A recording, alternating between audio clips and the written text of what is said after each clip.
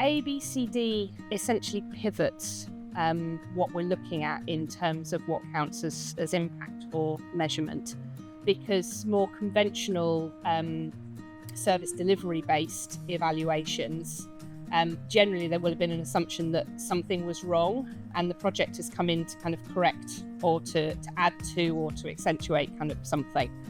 Whereas with asset-based community development, you're talking much more about the ways in which the community has come together, and local gifts and skills have been identified and treasured and brought together, which isn't to say that the other stuff doesn't matter, but you're talking much more about what has grown, what has flourished here, and how has the community come together in order to enable that.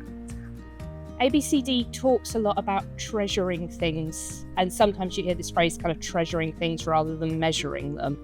But there are times when at least recording things and being able to communicate them is really important, and it's an important part of treasuring things. So I think starting from that starting point of treasuring is a really good place to start from.